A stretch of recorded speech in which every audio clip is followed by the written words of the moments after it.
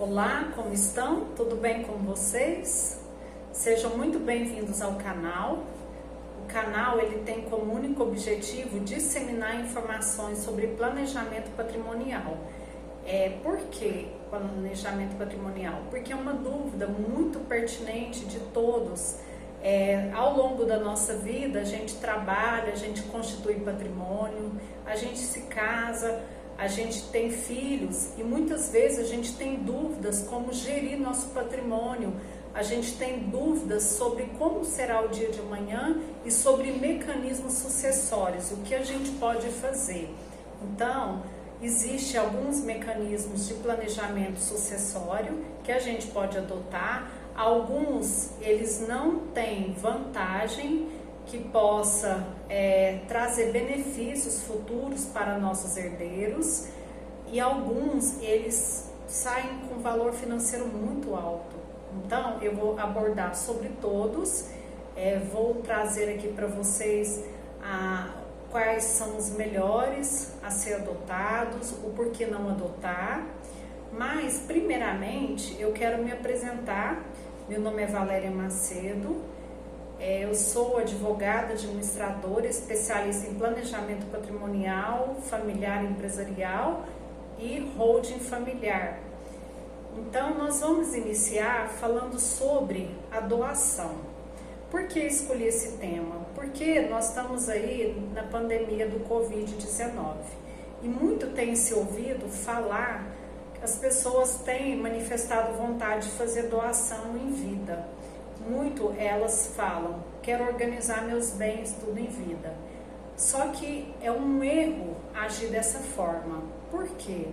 Porque ao longo da nossa vida a gente trabalha, a gente constitui patrimônio, e o patrimônio, de uma forma ou outra, ele é uma garantia que a gente terá um recurso que vai nos socorrer no momento que a gente precisa levantar aí um recurso financeiro, ou que a gente precise socorrer algum parente, ou que a gente tenha uma oportunidade de financiamento, de comprar algum bem, ou seja, ele é uma garantia. Então, quando a gente faz uma doação, esse bem patrimonial, ele deixa de estar em nossa propriedade e é transferido a posse dele, a propriedade, para uma terceira pessoa. E aí, esse doador, ele deixa de ter os direitos sobre esse bem, e esse bem, ele fica sendo um direito de outra pessoa.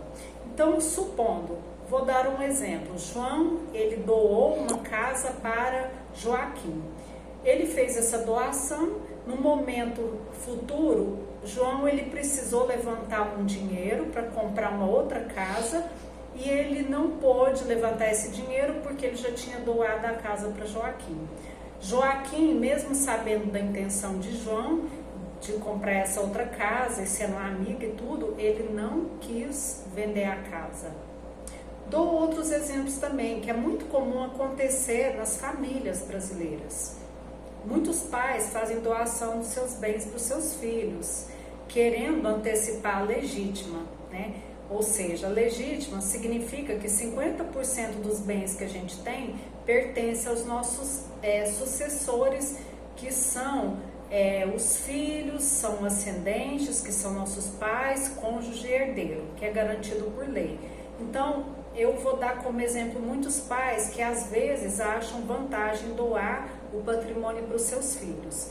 Então, vamos dar um exemplo aqui. Um pai de família tem uma casa, ele doou para o seu filho essa casa, e o filho cresceu, se casou, constituiu família.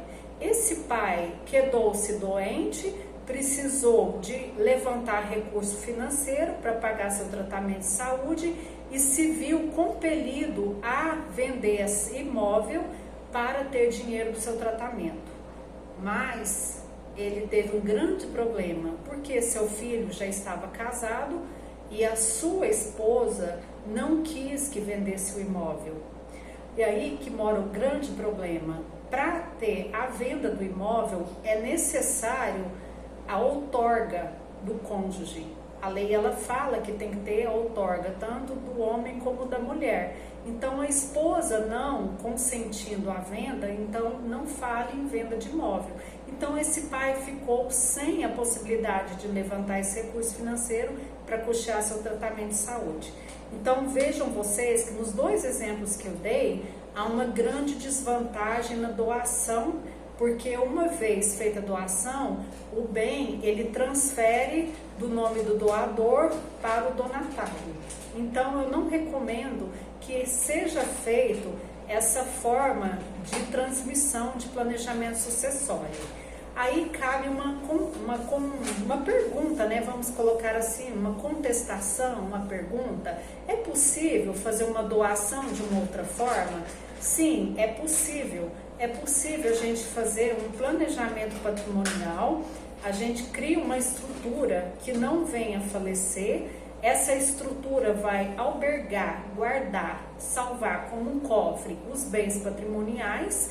Vamos supor que um pai de família tenha bens patrimoniais, ele tenha filhos, aí a gente cria essa estrutura e no momento do falecimento desse pai, os bens serão transferidos automaticamente para esses filhos, não sendo necessário fazer o inventário.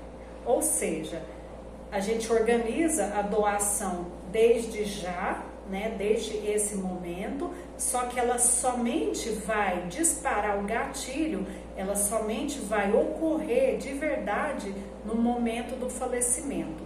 Então, dessa forma, fica sendo um mecanismo seguro, porque o bem ainda continua no nome do patriarca. Então, se o patriarca precisar levantar recurso financeiro, precisar fazer um investimento, o bem patrimonial ainda está no nome dele. Então, notem que existe sim mecanismo seguro, mecanismos legais, que pode possibilitar que haja essa doação e que o imóvel ainda continua no nome do doador, certo? Então, esse é um dos mecanismos de planejamento patrimonial que existe, tá? Em breve eu farei uma palestra que eu vou abordar o planejamento patrimonial de uma outra forma, que cria uma estrutura onde nós passaremos os bens para os filhos, criaremos outros mecanismos, tá? Mas em um outro momento eu vou abordar essa questão. Agradeço a vocês aí pela atenção, curtam, compartilhem e muito obrigada.